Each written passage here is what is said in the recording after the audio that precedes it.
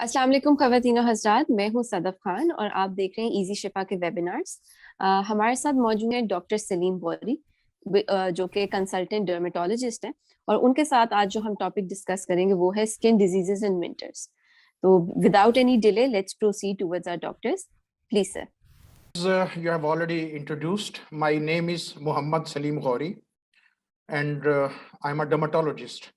I worked at Social Security Hospital for more or less 30 years as consultant dermatologist, then senior consultant dermatologist, and then chief consultant dermatologist.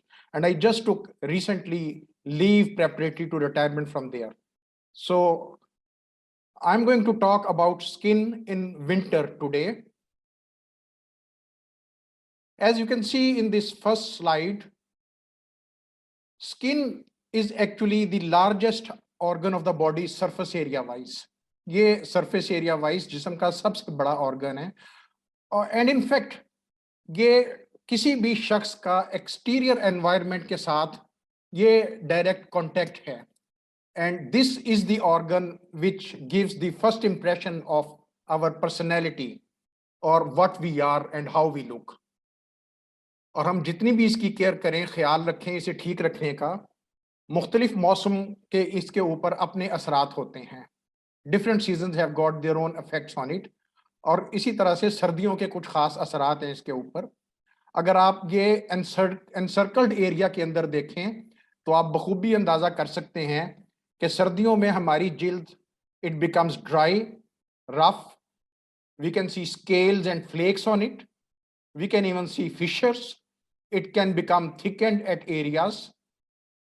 It may develop erythema or what we call redness, and it may even be swollen at certain areas. And this is what we call winter rash. Commonly, people see some of these or all of these features on their skin in winter. I'll describe these features individually.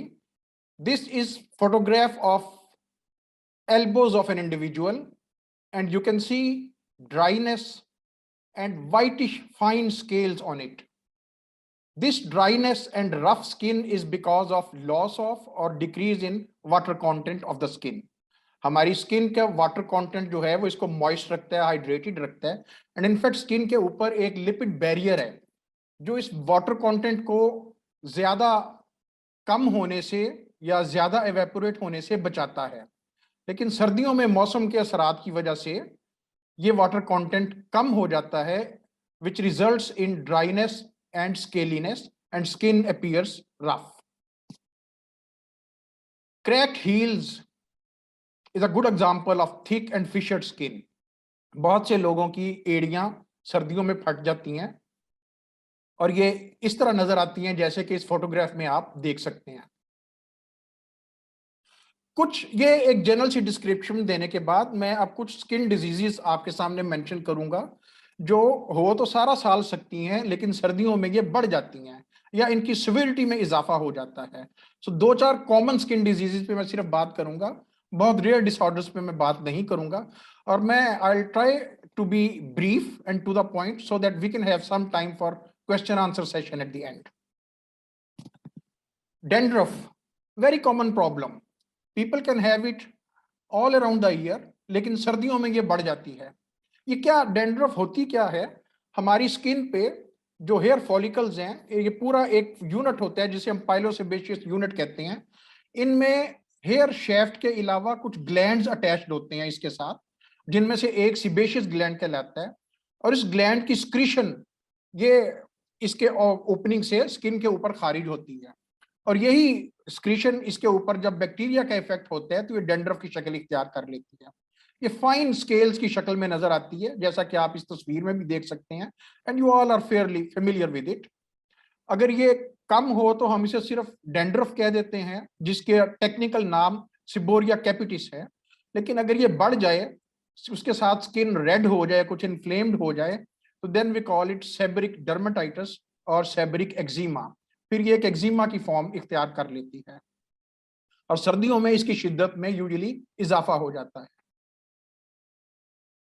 ये दूसरी बालों के area से हट के जो हमारी बाकी स्किन है जिसे हम ग्लैब्रस स्किन कहते हैं, नॉन हेयरी स्किन, वो भी सर्दियों में ड्राई हो जाती है और उसके ऊपर जिस तरह मैंने पहले फोटोग्राफ में दिखाया फाइन स्केल्स भी अपीयर हो जाते हैं। लेकिन अगर इसकी भी सिविरिटी बढ़ जाए और ये रेडिश हो जाए, इन्फ्लेम्ड हो जाए, जिसे हम कहते हैं एरिथमेटस हो जाए, then it is dry eczema, और we also called it xerotic eczema. Xerosis mean dryness of skin. So xerotic eczema is actually eczema due to dry skin. You see erythematous or reddish scaly patches on top of dry skin, as you can see in this very picture. This is eczematous skin. Patient is suffering from dry eczema or xerotic eczema. बच्चों में एक बड़ा common है जिसे हम atopic eczema कहते हैं. अब इसको आप दूसरे लफ्जों में एलर्जिक एक्जिमा कह देते हैं. बच्चों में एलर्जी की प्रॉब्लम में दो तीन चीजें मेन फीचर्स हो सकते हैं बच्चों को और इवन बड़ों को भी. इन्फेंट्स में, ये इन्फेंट्स में शुरू हो सकता है, चाइल्डहुड में और इवन एडल्ट्स में. More commonly it starts in infants. बच्चों को एलर्जी की वजह से राइनाइटिस या नजले जुकाम की प्रॉब्लम हो सकती है, सांस की प्रॉब्लम हो सकती है जिसे हम एलर्जिक एस्थमा कहते हैं, और ये स्किन की प्रॉब्लम हो सकती है जिसे हम एटॉपिक डर्माटाइटिस या एटॉपिक एक्जिमा कहते हैं. और जब मौसम तब्दील होता है तो ये बढ़ जाता है और खासकर सर्दियों में फिर ये मोर और लेस पेशेंट्स को अफेक्ट करता है. Again dryness is a main feature in this, and as you can see in this child, skin is markedly red and scaly. और आप देख सकते हैं नीचे अगर आप गौर करें कि बच्चा अपने हाथों से अपनी जिल्द को नोच रहा है. ये एक्सट्रीमली इची कंडीशन है, बहुत खारिश होती है. इवन बच्चे भी इसको बर्दाश्त नहीं करते और अपनी जिल्द को खारिश करते हैं. So dry, scaly, thick or red skin in infants, children or adults is seen in atopic eczema or atopic dermatitis. Site involvement जरा different है. Infants और young children में ये ज्यादा face पे और extensors पे. Extensors हम कहते हैं बाजुओं की ये वाली surface और इसी तरह से टांगों की सामने वाली surface. जबकि बड़ों में ये ज्यादा flexors में होता है. कोनियों के सामने वाला जो folds हैं, body folds हैं, कोनियों के सामने वाला एरिया जिसे हम एंटीक्यूबिटल फोसा कहते हैं, और घुटने के पीछे वाला एरिया जिसे हम पोप्लिटियल फोसा कहते हैं, ये वो एरिया है जो बड़ों में ज्यादा एटॉपिक एक्जिमा में इन्वॉल्व होते हैं. हम आगे बढ़ते हैं. एक और स्किन कंडीशन, इसको हम सोराइसिस कहते हैं. ये किसी भी एज पे शुरू हो सकती है और बॉडी का कोई भी एरिया सर से लेके पांव तक इन्वॉल्व कर सकती है, लेकिन ज्यादातर ये सर पे, सीने पे, कोनियों पे, घुटनों पे और कमर पे, इन जगहों पे ये ज्यादा होती है. इसको कंफ्यूज किया जा सकता है डैंड्रफ या सेबरिक डर्माटाइटिस के साथ, लेकिन आप देखें कि इसमें स्किन बहुत रेड है, मार्केडली रेड, और इसके स्केल एडहेरेंट सिल्वरी स्केल्स है. ये इसका कैरेक्टरिस्टिक फीचर है, erythematous plaques with adherent silvery scales. So this is psoriasis, और ये भी सर्दियों में बढ़ जाता है. ये इसके फैमिलियल प्रीडिस्पोजिशन भी होती है और भी इसके बढ़ने की वजूहात हो सकती हैं, लेकिन one main reason of its exacerbation is winter season. एक और स्किन कंडीशन जो कि फैमिलियल डिजीज है, इक्थायोसिस, ये भी सर्दियों में इसमें इजाफा हो जाता है. It's genetically determined disorder.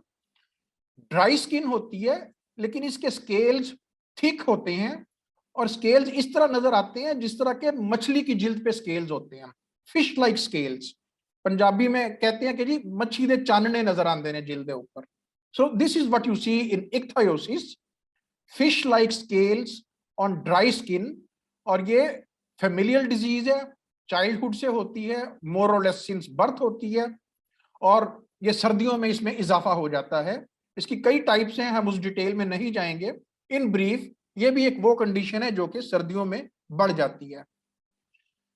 परनियोसिस, जिसे आम जुबान में हम चिलब्लेन्स कहते हैं, सर्दियों में बहुत से लोगों की हाथों और पांवों की उंगलियां सुर्ख हो जाती हैं और सूज जाती हैं, और ज्यादा सिविरिटी हो तो फिर ये नीली हो जाती हैं और फिर इनके ऊपर ब्लिस्टर्स या छाले बनने शुरू हो जाते हैं.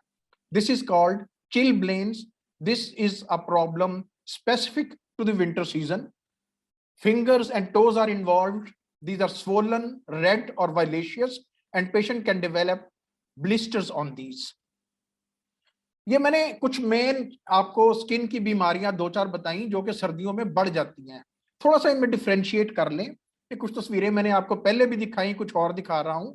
इस पे एक साइड पे ऑन योर लेफ्ट ये ड्राई एक्जिमा या जीरोटिक एक्जिमा की तस्वीर है जो मैंने पहले भी दिखाई. कि ड्राई स्किन के ऊपर रेड पैच है जिसके ऊपर फाइन स्केल्स हैं, लेकिन आपके राइट पे जो है ये सोराइसिस है। आप you can see the difference. Psoriasis में थिक प्लाक है, रेडनेस ऑन द बेस और अडहेरेंट सिल्वरी स्केल्स है उसके ऊपर। This is psoriasis. आप आसानी से देख के इनमें डिफरेंशिएट कर सकते हैं। इसी तरह से सोराइसिस को डेंड्रफ या सेबरिक डर्मेटाइटिस से भी कंफ्यूज किया जा सकता है, लेकिन ये आप क्लोजअप देखें, ये वाला जो तस्वीर में आपके लेफ्ट पे है, ये ग्रीजी से स्केल्स हैं जो हेयर शेफ के साथ और नीचे स्किन पे अटैच हुए हुए हैं। वेर एज सोराइसिस के अंदर ये स्कैल्प पे भी और ये फोरहेड पे जो आप देख रहे हैं ये ज्यादा सुर्ख है, मोर रेड अरिथमेटस, और इसके स्केल्स एडहेरेंट सिल्वरी स्केल्स हैं।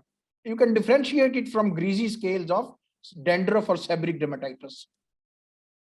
इसी तरह से ड्राई स्किन को आप इक्थायोसिस से डिफरेंशिएट कर सकते हैं। ड्राई स्किन में सिर्फ आपको ड्राइनेस और फाइन स्केल्स नजर आते हैं, इक्थायोसिस में आपको थिक फिश लाइक स्केल्स नजर आते हैं। क्या करना चाहिए हमें? कुछ एहतियातें, कुछ remedies, what can we do? Emollients, moisturisers, humectants, ये मेन एक चीज है जिसकी कि सर्दियों में हमें जरूरत होती है जिल्द के लिए। आप एक चीज मैं शुरू में कह देता हूं और आखिर पे भी कहूंगा कि दो मेन चीजें जिसकी सर्दियों में अपनी जिल्द का ख्याल रखने की जरूरत है वो हैं इमोलिएंट्स और मॉइस्चराइजर्स एंड सनस्क्रीन्स और सन ब्लॉक। बाज लोग कई दफा सोचते हैं कि सर्दियों में सनस्क्रीन की जरूरत नहीं है। The need of sunscreen is very much there in winters, because सर्दियों में सन रेज उसी तरह से हैं। गर्मी कम हुई है, सूरज की रोशनी कम नहीं हुई, और अगर कम भी हो तो still ultraviolet rays are there in light which can affect the skin. And many a time सर्दियों में लोग धूप सेकने के लिए धूप में बैठ भी जाते हैं। तो सनस्क्रीन इज वेरी इंपॉर्टेंट, और sun block particularly in winter season, क्योंकि विंटर सीजन में लोग इस हवाले से केयरलेस हो जाते हैं। तो जो दो मेन चीजें हमें सर्दियों में अपनी जिल्द का ख्याल रखने के लिए जरूरत है जिनकी, वो हैं मॉइस्चराइजर्स एंड सन ब्लॉक और सनस्क्रीन। थोड़ा सा इन टर्म्स में डिफरेंट है इमोलिएंट्स, मॉइस्चराइजर और ह्यूमेक्टेंट्स में। इमोलिएंट्स को अगर मैं आसान लफ्जों में कहूं तो इमोलिएंट्स आर स्किन सॉफ्टनर्स जो जिल्द को जरा नरम कर दें। मॉइस्चराइजर्स हैं जो उसकी हाइड्रेशन ठीक कर दें, डिहाइड्रेशन को कम करें, रिहाइड्रेट कर दें। और ह्यूमेक्टेंट्स हैं जो पानी के अलावा और इंग्रेडिएंट्स भी स्किन के अंदर इन्फ्यूज कर दें, लाइक हाइलुरोनिक एसिड या जो भी इंग्रेडिएंट्स उस प्रेपरेशन में हो। तो ये थोड़ा सा फाइन सा डिफरेंट है इन तीन प्रेपरेशंस में, इमोलिएंट्स, मॉइस्चराइजर्स एंड ह्यूमेक्टेंट्स। यही चीज ये साइड वाली टेबल में भी शो की गई है, आसान लफ्जों में मैं आपको पहले बता चुका हूं। ये कुछ commonly used emollients and humectants हैं। कुछ इमोलिएंट्स जो हैं वो ऑक्लूसिव भी हैं, वो स्किन के ऊपर जरा ऑक्लूसिव सी लेयर बना देते हैं, दूसरे इतने एक्लूसिव नहीं हैं।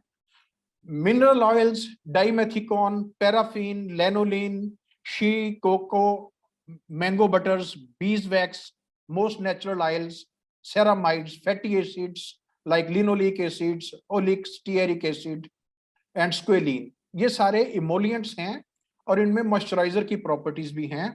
और ह्यूमेक्टेंट्स जिनके अंदर जो जरा और चीजें इन्फ्यूज करती हैं स्किन के अंदर, उनमें ग्लिसरीन है, एलोवेरा है, अल्फा हाइड्रोक्सी एसिड्स हैं, for example glycolic acid, lactic acid, sorbitol, sodium hyaluronate या hyaluronic acid, urea, propylene glycol. तो ये कुछ मिसालें हैं इमोलिएंट्स, मॉइस्चराइजर्स या ह्यूमेक्टेंट्स की। कुछ कॉमन प्रेपरेशंस का मैं आपके सामने जिक्र कर देता हूं। डे टाइम मॉइस्चराइजर्स, ये मैंने इसलिए कहा कि सर्दियों में रात को तो लोग मॉइस्चराइजर लगाते ही हैं, लेकिन सर्दियों में बिकॉज ऑफ कोल्ड ब्रीज जब लोग बाहर निकलते हैं तो ठंडी हवा से ड्राइनेस भी बढ़ जाती है, स्केलीनेस भी बढ़ जाती है।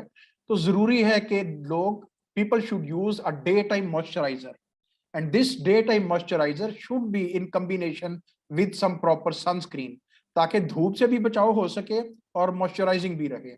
सो there are many preparations available. मैं किसी कमर्शियल प्रेपरेशन का नाम नहीं लूंगा, लेकिन there are many preparations available जिनमें के sunscreen and combination of light moisturiser और लाइट एमोलिएंट इज अवेलेबल। इसी तरह से सर्दियों में एंटी डैंड्रफ शैम्पूज की भी जरूरत हो सकती है। ऐसे लोगों को भी जिन्हें गर्मियों में इसकी जरूरत नहीं होती, सर्दियों में उनकी डैंड्रफ ज्यादा हो जाए तो उसकी जरूरत पड़ जाती है। और इन शैम्पूज के अंदर अक्सर tar, salicylic acid, selenium sulfide, zinc pyrithione, imidazoles, ये कंपाउंड्स हो सकते हैं मुख्तलिफ कॉम्बिनेशन में या एक सिंगल इंग्रेडिएंट के तौर पे, और ये जो हैं डैंड्रफ को कंट्रोल करने में हेल्पफुल साबित होते हैं। इसी तरीके से जिल्द के लिए, ग्लैब्रस स्किन के लिए जेल्स एंड ऑइंटमेंट्स अवेलेबल हैं। Gels are usually used for hairy areas and ointments for glabrous skin. Petrolatum और white petroleum jelly is a very effective and cheap emollient जो हर कोई बड़ी आसानी से इस्तेमाल कर सकते हैं, and it has been used for years, decades, or perhaps centuries. White petroleum jelly और petrolatum is an effective emollient, और बहुत सी दूसरी ऑइंटमेंट्स का बेस पेट्रोलेटम ही होता है। इसी तरह से व्हाइट सॉफ्ट पैराफिन, और इन प्रेपरेशन में फिर सैलिसिलिक एसिड भी हो सकता है, lactic acid, urea and aloe vera, ये चीजें कॉमनली इन प्रेपरेशन में यूज की जाती हैं। इसी तरह से इमोलिएंट लोशंस भी अवेलेबल हैं, and lotions are more useful for body folds. Glabrous skin पे भी यूज कर सकते हैं, हेयरी एरिया पे भी, लेकिन बॉडी फोल्ड्स के अंदर यूजुअली क्रीम्स या ऑइंटमेंट्स लगानी मुश्किल होती हैं, so lotions are more suitable for body folds. इनमें liquid paraffin, glycerine, coconut oil, olive oil, aloe vera, ये कॉमनली चीजें यूज होती हैं। मैं एक आसान सा नुस्खा बताता हूं, अगर आप फैंसी और एक्सपेंसिव ब्रांडेड प्रेपरेशन ना लेना चाहें, आप ग्लिसरीन और लिक्विड पैराफिन को, प्लेन ग्लिसरीन और लिक्विड पैराफिन को इक्वल अमाउंट में मिक्स कर लें और इसको अपनी जिल्द पे अप्लाई करें। अगर आपको लगे कि ये कुछ ड्राई है तो पैराफिन बढ़ा लें, अगर लगे कि ऑयली ज्यादा हो गया है तो ग्लिसरीन बढ़ा लें, और फिर भी इफेक्टिव ना हो, ड्राइनेस ज्यादा हो, तो इसी में कुछ पेट्रोलियम जेली हल कर लें, and it will become a very effective moisturizer or emollient which can easily be prepared at home with a very cheap cost. And as I already said, many branded and fancy products are available जो लोग अपनी मर्जी से इस्तेमाल कर सकते हैं। कुछ हमने जिक्र किया जिल्दी बीमारियों का जो सर्दियों में बढ़ जाती हैं, इसके मुतालिक मैं सिर्फ इतना ही कहूंगा कि खुद कुछ करने की बजाय please consult your family physician और अ डर्मेटोलॉजिस्ट। जो भी जरूरत हो अपने फैमिली फिजिशियन को कंसर्न करें, अगर उससे मसला हल ना हो please consult a dermatologist for your skin diseases. उसको आप खुद मैनेज ना करें तो ज्यादा बेहतर है। ये ब्रीफ सी प्रेजेंटेशन थी, कुछ सवाल हो गए तो मैं जवाब देने की कोशिश करूंगा। I thank you very much for listening me patiently and I wish you all a very happy winter. Thank you very much.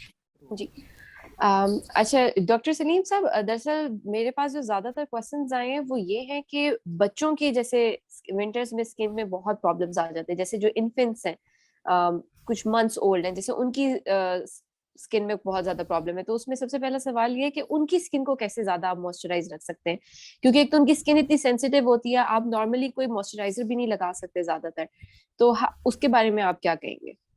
जी, मैंने जिस तरह आपको दिखाया, बच्चों में जो सबसे ज्यादा प्रॉब्लम सर्दियों में आती है that is atopic eczema, atopic dermatitis, जिसकी मैंने आपको स्लाइड भी दिखाई। जी आप चाहें तो मैं वो दोबारा भी इसको प्रोजेक्ट कर सकता हूँ। जी, और ड्राइनेस इसका एक मेन फीचर है, और स्किन इन्फ्लेम्ड भी होती है। तो इनको कोई ब्लैंड प्रेपरेशंस, कोई फैंसी प्रोडक्ट्स की बजाय ब्लैंड प्रेपरेशंस लगाना ज्यादा बेहतर है। जैसे मैंने कहा white petroleum jelly, liquid paraffin, जिस तरह मैंने बताया कि आप प्लेन ग्लिसरीन और लिक्विड पैराफिन मिक्स कर लें, इनमें जरूरत के मुताबिक पेट्रोलियम जेली भी मिक्स कर लें, तो किसी भी फैंसी प्रोडक्ट से ये ज्यादा बेहतर होगी इनकी जिल्द के लिए। बाकी आप मुख्तलिफ, जिस तरह मैंने कहा कि ब्रांडेड प्रेपरेशंस अवेलेबल हैं, इवन मुख्तलिफ फार्मास्यूटिकल्स की बनाई हुई भी और कॉस्मेटिक प्रोडक्ट्स भी। एक प्रॉब्लम ये जरूर आती है बच्चों में फैंसी प्रोडक्ट्स के साथ कि मैनी अ टाइम, जिस तरह मैंने कहा, ये एलर्जिक एक्जिमा है, तो ये बच्चे मुख्तलिफ कलर्स और परफ्यूम्स, खुशबू को भी एलर्जिक होते हैं। बिल्कुल। तो जब इन प्रेपरेशंस में कलर और खुशबू हो तो वो इन बच्चों को प्रॉब्लम क्रिएट कर सकती है। इसलिए मैंने कहा कि ब्लैंड प्रेपरेशंस यूज करना ज्यादा बेहतर है, जैसे कि white petroleum jelly, liquid paraffin with plain glycerine as required, जिसके अंदर कोई खुशबू या कलर ना हो। इसी तरह इनकी जिल्द के लिए हमें सोप भी कोई ऐसे यूज करने चाहिए जो कि मॉइस्चराइजर वाले हों, ऑयली हों, उसके भी ब्रांडेड मिल जाते हैं सोप, या फिर हमें ब्लैंड सोप यूज करने चाहिए जिनके अंदर कोई खुशबू और रंग ना हो। ब्लैंड सोप्स भी मिल जाते हैं, pure soaps without any colour and perfume, और मॉइस्चराइजर वाले सोप्स भी बहुत सारे मार्केट में मिल जाते हैं ब्रांड मेंशन करना मुनासिब नहीं। जी। दूसरा सवाल ये होगा डॉक्टर साहब कि जैसे सर्दियों में हमारे मतलब वार्म वाटर की इनटेक ज्यादा हो जाती है, नहाते वक्त हम लोग हर वक्त जो है ज्यादातर गर्म पानी इस्तेमाल कर रहे होते हैं, तो जिसकी वजह से हम लोग की स्कैल्प जो है जो कि नॉर्मल चल रही होती है वो ज्यादा ऑयली हो जाती है। तो उस बारे में क्या कहेंगे आपके, उसके लिए मतलब कि क्या कहना चाहेंगे, कैसे ठीक जी, रख सकते हैं? बहुत ज्यादा गर्म पानी इस्तेमाल नहीं करना चाहिए, जिससे स्किन में एक्चुअली ड्राइनेस और स्केलीनेस और क्रैक्स आने ये बढ़ जाते हैं। और इनफैक्ट कई लोग इतना ज्यादा गर्म पानी यूज करते हैं कि सुपरफिशियल बर्न भी हो जाता है। तो hmm. Warm water should be used या स्लाइटली हॉट, ये ख्याल रखना चाहिए कि टेम्परेचर बहुत ज्यादा ना हो। और दूसरी बात यह कि जिस तरह मैंने कहा कि अगर आप हॉट वाटर बाथ ज्यादा लेते हैं, ये बहुत जरूरी है कि बाथ लेने के बाद जो मैंने डे टाइम मॉइस्चराइजर मेंशन किए, which are usually combination of light moisturiser with a sunscreen, तो फिर दिन के टाइम आप बाथ लेने के बाद ये इस तरह का कोई कॉम्बिनेशन जरूर लगाएं, डे टाइम मॉइस्चराइजर। रात को अगर आप बाथ लेते हैं तो कोई सिंपल मॉइस्चराइजर यूज कर लें, दिन के टाइम है तो फिर you should use a moisturiser in combination with a sunscreen. तो ये इससे आपकी जिल्द बेहतर रहेगी। तो sir what about the scalp, मतलब स्कैल्प पे आप कोई लगा सकते हैं, मतलब कोई ऐसे मॉइस्चराइजर्स हैं जो कि आपकी स्कैल्प को हाइड्रेट रखें? जी, स्कैल्प के ऊपर भी आप इनमें से कोई भी मॉइस्चराइजर यूज कर सकते हैं, लेकिन एक जिस तरह मैंने पहले का ख्याल रखें, पेट्रोलियम जेली इज ये ऑइंटमेंट बेस होती है, it is not suitable to apply on scalp. In fact hairy area पे लगानी ही मुश्किल है, वो बाल चिपक ही जाते हैं इसके साथ। जी। तो जी। स्कैल्प पे अगर आपने लगाने हैं तो फिर ये इमोलिएंट्स जेल फॉर्म में होने चाहिए या लोशन फॉर्म में होने चाहिए। क्रीम्स किसी हद तक लग सकती हैं, लेकिन क्रीम या ऑइंटमेंट्स, ऑइंटमेंट तो बिल्कुल नहीं लगती स्कैल्प बालों के अंदर। ज्यादा बेहतर है कि लोशन या जेल्स यूज करें, और वो लोशन या जेल फॉर्म में ये इमोलिएंट्स मिल जाते हैं लगाने के लिए। ठीक है अगर आप सर। सिंपल लिक्विड पैराफिन और ग्लिसरीन का मिक्सचर भी यूज कर लेंगे तो वो भी लग जाएगा। सही। दूसरा सर ये कि ये थोड़ा सा ये बताएं कि चलिए हम अपनी स्किन को प्रोटेक्ट तो कर सकते हैं by applying things on our skin and on our scalp, लेकिन हमें सर्दियों में क्या ऐसी चीजें खानी चाहिए कि हम इंटरनली मॉइस्चराइज रहे, मतलब कोई फूड, कोई फ्रूट्स, कुछ इस तरह की कोई चीजें, व्हाट डू यू सजेस्ट? बहुत सी चीजें हैं, फिश पर्टिकुलरली जिनके अंदर कॉड लिवर ऑयल कहा जाता है, that is very good for skin. Avocados fruits में से हमारे यहाँ पे नहीं मिलते, अब तो मिलने शुरू हो गए हैं। Avocados is a very good thing for skin. इसी तरह से और खासकर इवन जो सिट्रस फ्रूट्स हैं, और सर्दियों में तो बड़े मिलते हैं, ऑरेंजेस वगैरह, बड़े हेल्पफुल है स्किन को हेल्दी और नरिश रखने के लिए। तो ये चीजें जो हैं ये हेल्पफुल हैं खाने। इसी तरह से लोग ड्राई फ्रूट्स इस्तेमाल करते हैं, these are quite helpful for skin. Dry fruits के अंदर कुछ लिपिड्स होते हैं, मेनली होते ही लिपिड्स हैं उनके अंदर, और ये जिस तरह से अदरवाइज सेहत के लिए अच्छे हैं, इनके अंदर जो लिपिड्स हैं वो ऐसे हैं जो कंपैरेटिवली सेफ हैं, आपका जो डेंजरस लिपिड लेवल्स है उसको नहीं बढ़ाते। तो कुछ dry fruits in reasonable amount, excess of everything is bad, in reasonable amount ये आपकी जिल्द को भी बेहतर रखने में मदद करेंगे। बिल्कुल सही है। And sir the most asked question आजकल ये है कि सर्दियों में हमारा ये जो टी जोन होता है, the forehead and the nose, ये कंप्लीटली डिफरेंट इसका मॉइस्चर लेवल होता है बाकी आपकी जो फेस के स्किन है उससे। तो इस चीज को आप कैसे ठीक कर सकते हैं? देखें, जो लेवल ऑफ फोरहेड मॉइस्चराइजर का लेवल है ना, जो बाज लोगों की ये स्किन टाइप पे डिपेंड करता है। कुछ लोग हैं जिनकी स्किन एक्नी प्रोन और ज्यादा ऑयली होती है, उनमें फोरहेड और नोज पे भी ज्यादा ये ऑयली लगती है। लेकिन जिन लोगों की स्किन ड्राई है उनकी फोरहेड और नोज की स्किन ज्यादा ड्राई भी होती है। और ये वजह ये है कि आप अपने फेस के अंदर देखें, ये एरियाज जो हैं थोड़े से प्रोट्रूडेड हैं फॉरवर्ड, फोरहेड भी, नोज भी और चीक्स भी। और यही एरिया हैं जो मौसमी असरात से ज्यादा मुतासिर होते हैं, गर्मियों में ज्यादा धूप से और सर्दियों में ज्यादा खुश्की से, यही एरियाज अफेक्ट होते हैं। बहुत सी ऐसी बीमारियां हैं सन लाइट के साथ एसोसिएटेड, वो भी इन्हीं एरियाज पे ज्यादा होती हैं, और ड्राइनेस भी इन्हीं एरिया पे ज्यादा होती है। And this is because of anatomical natures of these areas.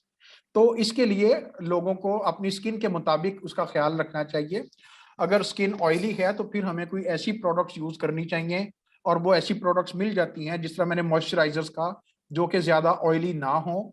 अगर स्किन ड्राई ज्यादा है तो फिर हम ऑक्लूसिव इमोलिएंट्स यूज कर सकते हैं, जिससे कि इसका हाइड्रेशन लेवल बेहतर हो जाएगा। तो it will vary from person to person depending upon the nature of the skin. बिल्कुल ठीक है। That's all sir, thank you so much for your time, thank you so much for the presentation. I hope कि हमारी तमाम audiences के जो भी कोई फिर सवालात आएंगे, इंशाल्लाह we'll have a detailed question answer session with you for the next time. Thank you very much. Thank you so much sir, thank you.